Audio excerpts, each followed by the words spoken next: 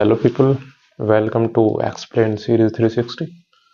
तो आज हमारा टॉपिक है फ्रिक्शन का। तो देखते हैं कि फ्रिक्शन क्या चीज़ है।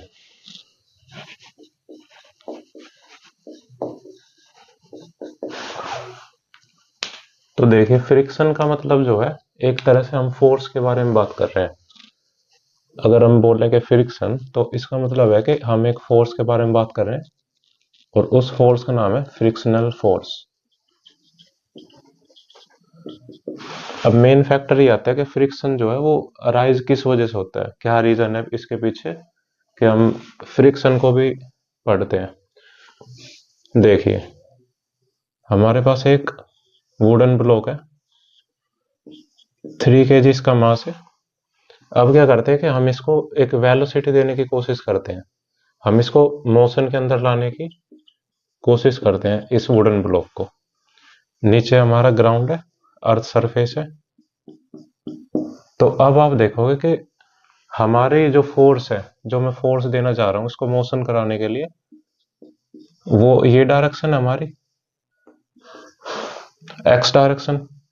अगर इसमें हम एक्सिस और रिप्रेजेंट कर देते हैं, ये हमारी वाई डायरेक्शन एक्स डायरेक्शन, ये हमारी माइनस एक्स हो गई है और ये हमारी माइनस वाई डायरेक्शन हो गई।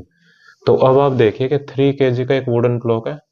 मैंने ट्राई किया है कि मैं इसको मोशन के अंदर लाता हूँ, ये अभी स्टार्टिंग में रेस्ट पर है, एक्स डायरेक्शन में मैंने एक फोर्स अप्लाई की है। तो अब आप देख रहे हो कि एक्स डायरेक्शन में मैंने फोर्स तो अप्लाई कर दिया है, लेकिन साथ साथ में अर्थ की जो ग्रेविटी है वो भी यहाँ पर काम कर रही है। तो ग्रेविटी का जो पुल है वो इसको अपनी नीचे की तरफ खींचेगा। और ग्रेविटेशन पुल क्या है? इसका वेट।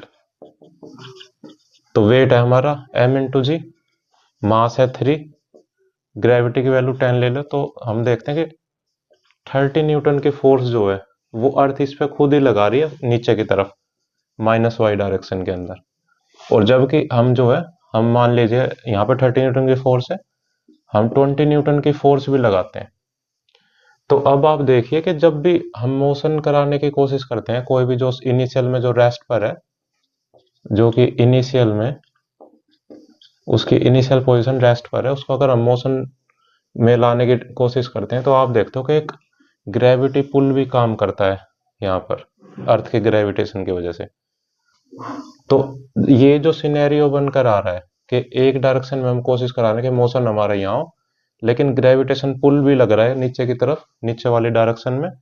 तो इस वजह से आप देख रहे हो कि एक यहाँ पे ओपोज स्टार्ट हो गया है कि ये मोशन जो है अब इतना सिंपल नहीं रहेगा, क्योंकि इसको एक नीचे की तरफ भी पुल मिल रहा है जो कि इसको आगे बढ़ने से रोकेगा।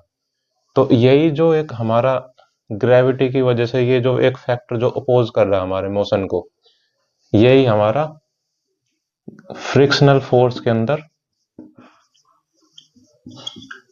फ्रिक्शनल फोर्स के अंदर काम करता है। और यही हमारा जो है एक तरह से फ्रिक्शन का फैक्टर है, जिस वजह से हमारा जो फ्रिक्शन है वो अराइज कर रहा है। ठीक है, तो अभी ये बात हो गई है हमारी फ्रिक्शन की, या फिर बोले फ्रिक्शनल फोर्स की। तो अभी इसके दो सिनेरियो बनते हैं। पहला सिनेरियो ये है कि जब भी हमारा पार्टिकल रेस्ट पर है, दो पोजीशन है पार्टिकल की, हम दो तरीके से पढ़ते हैं चीजों को।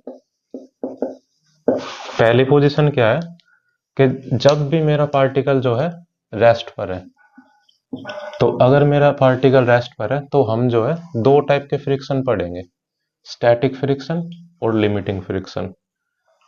जब पार्टिकल को मोशन मिल गया है, जब पार्टिकल जो है मूवमेंट करना स्टार्ट कर चुका है, तो वहां पर हम काइनेटिक फ्रिक्शन पढ़ेंगे। और काइनेटिक फ्रिक्शन के जो है वो दो टाइप है, स्लाइडिंग फ्रिक्शन और रोलिंग फ्रिक्शन। तो इस तरीके से हमारी चीजें हैं। तो अभी हम जो है स्टैटिक फ्रिक्शन को समझते हैं कि जो स्टैटिक फ्रिक्शन है ये क्या चीज है। तो अभी आपने देखा, जैसे हमने इस फ्रिक्शनल फोर्स को डिफाइन किया कि जो ग्रेविटेशन पुल वाला जो फैक्टर है mg, जिसका एक वेट की तरह काम कर रहा है, ये फ्रिक्शन के एग्जिस्टेंस के लिए रिस्पॉन्सिबल है। तो स्टैटिक फ्रिक्शन का मतलब क्या है? स्टैटिक फ्रिक्शन का मतलब है कि अगर हम यही वाला सेम केस लेते हैं अपना, इसमें अगर मैं फोर्स रिप्रेजेंट करता हूं, तो यहां पर देखिए कि नॉर्मल हो बनेगा हमारा ऊपर की तरफ, ये नॉर्मल रिएक्शन है। इसको आर से भी डिनोट कर सकते हैं, फिर एन से भी डिनोट कर सकते हो आप। तो जब तक मैंने फोर्स नहीं लगाई है, मैंने अपनी कोई भी अप्लाइड फोर्स नहीं लगाई है, 0 न्यूटन की हमारी अप्लाइड फोर्स है। तो अब आप देखें कि हमारा जो वुडन ब्लॉक है 3 kg का, ये 3 kg का वुडन ब्लॉक 30 न्यूटन की फोर्स से जो है ग्रेविटी इसको नीचे की तरफ खींच रही है अर्थ, और ऊपर की तरफ भी इसके अपोजिट डायरेक्शन में सेम जो हमारी फोर्स है वो ऊपर की तरफ लगेगी। यही हमारी नॉर्मल बोले, ये नॉर्मल रिएक्शन होती है। अब आप देखिए कि जो हमारा नॉर्मल रिएक्शन है, नॉर्मल रिएक्शन और ये इसका वेट, ये जो है ये बैलेंस करता है। अगर हमारी ये इक्वेशन फॉलो होती है, normal reaction equals to M G, तो ये सरफेस पर बना रहेगा। अगर इसमें एम जी वाला फैक्टर अगर ग्रेटर हो जाता है, तो अर्थ का पुल जो है इसको अपने अंदर खींचेगा, ये धस जाएगा नीचे की तरफ।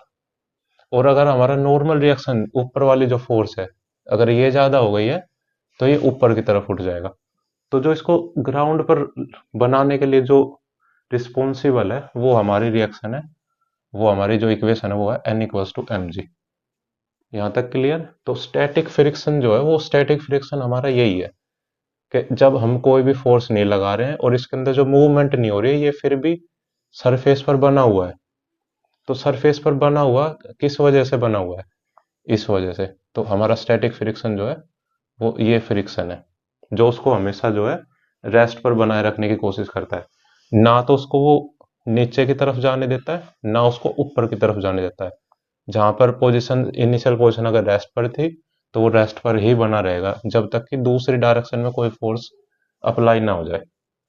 तो ये हमारा स्टैटिक फ्रिक्शन को रिप्रेजेंट करता है, और ये दिखाता है कि क्या चीज रिस्पॉन्सिबल है स्टैटिक फ्रिक्शन को एग्जिस्टेंस में लाने के लिए। दूसरी चीज की हम बात करते हैं, रेस्ट वाले केस ये भी हमने कंसिडर किया है कि लिमिटिंग फ्रिक्शन क्या चीज है। अगर हम लिमिटिंग फ्रिक्शन देखते हैं, कि जो लिमिटिंग फ्रिक्शन है, तो अभी आप देखिए हमारा सेम सिनेरियो यही है। इसको फिगर 1 का नाम दे देते हैं हम। तो इसमें देखिए आप कि जो हमारा स्टैटिक फ्रिक्शन है वो तो ऑलरेडी यहाँ पर है, उसने रेस्ट पर बनाया हुआ है वुडन ब्लॉक को। अभी मेरी जो इनिशियल फोर्स जो मैं अप्लाई किया था वो 0 न्यूटन ही है, कोई फोर्स नहीं लगी है। तो अब क्या करता हूं, मैं इस फोर्स को इंक्रीज करता हूं धीरे धीरे। यहाँ पर 1 न्यूटन की फोर्स हम लगा रहे हैं, फिर 2 न्यूटन की लगा रहे हैं। तो हमने देखा कि हमने जो फोर्स बढ़ाई है अपनी हल्के हल्के, तो उसकी वजह से क्या है कि ब्लॉक जो है अब भी रेस्ट पर है। फिर हमने 5 न्यूटन बढ़ाया, फिर हमने 10 न्यूटन बढ़ाया। तो अब एज्यूम कीजिए कि 10 न्यूटन के ऊपर जब हमने 10 न्यूटन की फोर्स जो है वो एक्स डायरेक्शन में लगा दी है, तो हमारा वुडन ब्लॉक जो है मोशन के अंदर आ गया है 10 न्यूटन की फोर्स लगाने पर। तो जितने भी फोर्स पीछे की तरफ लगे, चाहे वो 1 न्यूटन की या 2 न्यूटन की या 5 न्यूटन की, तो 10 न्यूटन पर हमारा मोशन में आया है, या फिर मैं बोलूँ कि 9 न्यूटन की फोर्स जो है, इससे बैक वाली जो फोर्स थी 9.9 न्यूटन भी आप ले सकते हो। तो लिमिटिंग फ्रिक्शन का मतलब है कि वो फोर्स, मान लीजिए 10 न्यूटन ही इसको मोशन के अंदर लेकर आया, तो 9.9 न्यूटन जो है, ये जो फोर्स था यहां तक, ये हमारा काम कर रहा था लिमिटिंग फ्रिक्शनल फोर्स की तरह। तो ये काम कर रहा था लिमिटिंग फ्रिक्शनल फोर्स की तरह। लिमिटिंग फ्रिक्शनल फोर्स का मतलब यही है कि जब तक पार्टिकल को एक वो लिमिट, एक वो फ्रिक्शन, जहां तक इसने पार्टिकल को रेस्ट पर ही बनाए रखने की कोशिश करी, क्योंकि फ्रिक्शन का काम यही होता है कि वो चीजों को जैसा है वैसा बनाए रखने की कोशिश करता है। स्टार्टिंग में वुडन ब्लॉक जो है रेस्ट पर है, तो वो काम करेगा अपना कि रेस्ट पर ही बनी रहे चीजें। तो हमने देखा कि जब हमने 9.9 न्यूटन तक की फोर्स अप्लाई की, तो पार्टिकल जो है वो रेस्ट पर ही बना रहा इस फोर्स तक। और जैसे हमने 0.1 की फोर्स बढ़ाई, हमने 0.1 न्यूटन ऐड किया, तो वैसे ही पार्टिकल वुडन ब्लॉक जो हमारा मोशन के अंदर आ गया। तो आप देख रहे हो ये जो लिमिट सेट हुई कि यहां तक इसने जो है रेस्ट पर बनाए रखा, और फिर मोशन के अंदर गया, तो ये लिमिटिंग फ्रिक्शन को शो करता है। ये जो हमारी फोर्स थी यहाँ तक की, ये हमारा लिमिटिंग फ्रिक्शनल फोर्स जो है, ये हमारा फैक्टर उस चीज को डिनोट करता है कि ये है हमारी लिमिटिंग फ्रिक्शनल फोर्स।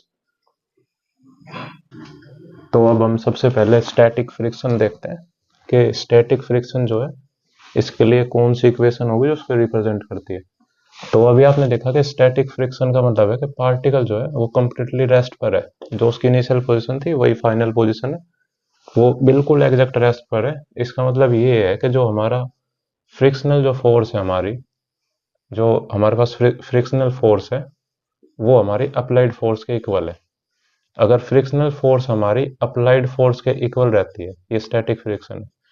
अगर फ्रिक्शनल फोर्स अप्लाइड फोर्स के इक्वल बनी रहती है तो रिप्रेजेंट करता है कि स्टैटिक फ्रिक्शन वहां पर एग्जिस्टेंस में है। दूसरी चीज की तरफ अगर हम मूव करते हैं वो होता है लिमिटिंग फ्रिक्शन।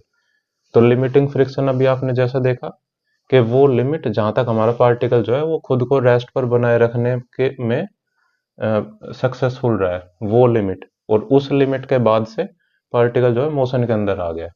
तो ये हमारे लिमिटिंग फ्रिक्शन को रिप्रेजेंट करती है ये स्टेटमेंट। और इसके लिए इक्वेशन जो होगी, जो हमारा लिमिटिंग फ्रिक्शन है, ये इक्वल होता है म्यू और नॉर्मल रिएक्शन। तो ये हमारा म्यू क्या है, म्यू जो है ये हमारा कोफिशिएंट ऑफ फ्रिक्शन इसको बोलते हैं। तो ये हमारा कोफिशिएंट ऑफ लिमिटिंग फ्रिक्शन हो गया। ये कोफिशिएंट ऑफ लिमिटिंग फ्रिक्शन होगा और ये हमारा रिप्रेजेंट करता है नॉर्मल रिएक्शन को। आगे जब हम बढ़ते हैं तो हमारा आता है स्लाइडिंग फ्रिक्शन। तो स्लाइड, ये दो जो हमारे केस थे ये दोनों रेस्ट के लिए थे, स्टैटिक फ्रिक्शन और लिमिटिंग फ्रिक्शन, जैसा कि हमने यहाँ पर भी देखा था स्टार्टिंग में। तो अब हम आगे मूव करते हैं, जब हमारा बोलें कि ऑब्जेक्ट या कोई भी पार्टिकल जब मूव कर रहा है, मोशन के अंदर आ चुका है, तो स्लाइडिंग फ्रिक्शन क्या रिप्रेजेंट करता है। स्लाइडिंग फ्रिक्शन का मतलब है कि अभी पार्टिकल जो है वो रेस्ट से मोशन के अंदर आ चुका है, लेकिन मोशन के आने के बावजूद भी इस लिमिटिंग फ्रिक्शन जो होगा हमारा ये एग्जिस्टेंस में रहेगा इस मोशन के साथ ही। जो ये नेगेटिव एक्सेलरेशन रखता है, लिमिटिंग फ्रिक्शन जो है वो अपने साथ एक नेगेटिव एक्सेलरेशन रखता है, इसलिए ये लिमिटिंग पीछे की जो फ्रिक्शनल फोर्स होती है वो अराइज होती है। तो अब क्या है कि जब भी मोशन के अंदर आ जाएगा हमारा ऑब्जेक्ट, फिर भी जो है वो उसके पास लिमिटिंग फ्रिक्शन उसके पास मौजूद रहेगा। तो स्लाइडिंग फ्रिक्शन वही लिमिटिंग फ्रिक्शन है जो उसके पास अब भी है, लेकिन पार्टिकल जो है मोशन में आ चुका है। आगे हम मूव करते हैं, तो रोलिंग फ्रिक्शन क्या चीज है। रोलिंग फ्रिक्शन की जब हम बात करते हैं तो रोलिंग फ्रिक्शन हमारा राइज होता है। मान लीजिए कि ये हमारा एक सरफेस है, यहाँ पर मैंने एक व्हील रखा है और अब ये व्हील जो है वो रोल कर रहा है, अपने एक्सिस पर भी रोटेशन कर रहा है और इसने लीनियर मोशन कर रहा है नीचे की तरफ। ये किसी एक थीटा एंगल से इंक्लाइन है, इसका सरफेस, ये सरफेस 1 है, इसको हम मान लेते हैं सरफेस 2 है।